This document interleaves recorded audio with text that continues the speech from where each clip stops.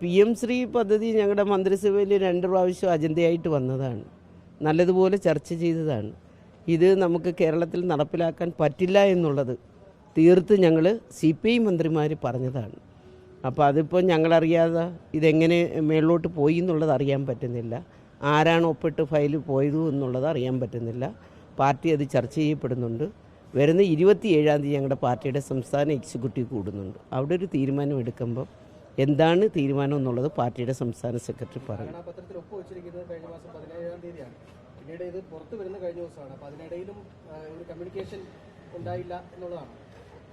അതെ, അതിൻ്റെ ഇടയ്ക്ക് ഒരു കമ്മ്യൂണിക്കേഷനും ഉണ്ടായില്ല. പത്രത്തിൽ ഇങ്ങനെ വരുമ്പോഴാണ് ഞങ്ങൾ അറിയുന്നത് ഇത് ഒപ്പിട്ട് എന്നുള്ളത്. അപ്പോഴും മാത്രമാണ് ഞങ്ങൾ അറിയുന്നത്. ഞങ്ങൾ മന്ത്രിമാരെല്ലാം അപ്പോഴാണ് അറിയുന്നത്. എന്താണ് എന്നുള്ളത് പാർട്ടി ടു പാർട്ടി ചർച്ച ചെയ്യും. വിയോജിപ്പ് നേരത്തെ തന്നെ അറിയിച്ചിട്ടുണ്ട്. 2 പ്രാവശ്യം ഇത് മടങ്ങിപ്പോയതാണ്. മന്ത്രിസഭയിൽ നിന്ന് തന്നെ മടങ്ങിപ്പോയതാണ്. ഇത് കേരളത്തിൽ നടപ്പിലാക്കാൻ പറ്റില്ല എന്നുള്ളത് തീർത്ത് നമ്മൾ പറഞ്ഞു.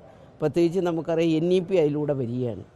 RSSൻ്റെ അജണ്ട, സംഘപരിവാറിൻ്റെ അജണ്ട ഇതിലൂടെ പാഠപുസ്തകത്തിലൂടെ വരാൻ പോവുകയാണ്. അതൊന്നും നമുക്ക് അംഗീകരിച്ചു കൊടുക്കാൻ പറ്റും.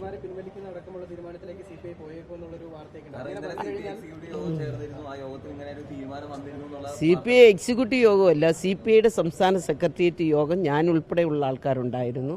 അവിടെ യോഗ തീരുമാനമൊക്കെ വന്നിട്ടുണ്ട്. അതുകൊണ്ടാണ് ഞാൻ പറഞ്ഞത് ഈ വരുന്ന 27-ാം തീയതി പാർട്ടിയുടെ സംസ്ഥാന എക്സിക്യൂട്ടീവ് കൂടുന്നുണ്ട്. അവിടെ ഒരു തീരുമാനം എടുക്കുക. അത് പാർട്ടി സെക്രട്ടറി നിങ്ങളോട് പറയും. കോൺഗ്രസിന്റെ പ്രധാനപ്പെട്ട നേതാക്കൾ രംഗത്തെത്തി CPIയെ കോൺഗ്രസിലേക്ക് സ്വാഗതം ചെയ്യുകയൊക്കെ ചെയ്തിട്ടുണ്ട്. നിലവിൽ അത്തരത്തിലേക്ക് ചർച്ചയിലേക്ക് കടക്കുന്ന സാഹചര്യം അങ്ങനത്തെ ഒരു സാഹചര്യം എവിടെയോ നമുക്കത് ചിന്തിക്കാൻ പറ്റില്ല. അതൊന്നും ഞങ്ങളിപ്പോൾ പറയുന്നില്ല.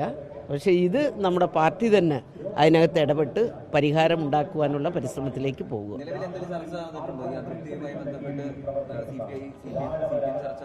ചർച്ച ഇനി മുതൽ നടക്കത്തതേ ഉള്ളൂ. ഞങ്ങൾ അതിൻ്റെ കത്തുകളൊക്കെ കൊടുത്തു കഴിഞ്ഞു. ശരി എന്ന് ഞാൻ പറയുന്നില്ല, പരിഗണിക്കണം എന്നുള്ളത് തന്നെയാണ് ഞങ്ങളുടെ അഭിപ്രായം.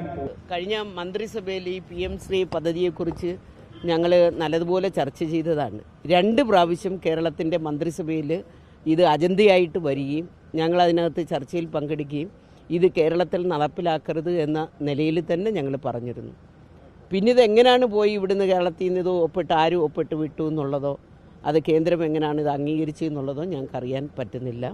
അതൊക്കെ ഞങ്ങൾ മാധ്യമങ്ങളിലൂടെയാണ് അറിഞ്ഞത്. കമ്മ്യൂണിസ്റ്റ് പാർട്ടി അത് ചർച്ച ചെയ്യുന്നുണ്ട്. പാർട്ടിയുടെ സംസ്ഥാന സെക്രട്ടേറിയറ്റൊക്കെ കൂടിയിരുന്നു. ഈ വരാൻ പോകുന്ന 27-ാം തീയതി പാർട്ടിയുടെ സംസ്ഥാന എക്സിക്യൂട്ടീവ് കൂടാൻ പോവുകയാണ്. അതിനകത്ത് കമ്മ്യൂണിസ്റ്റ് പാർട്ടിയുടെ തീരുമാനം ഞങ്ങളുടെ സംസ്ഥാന സെക്രട്ടറി അത് അറിയിക്കും.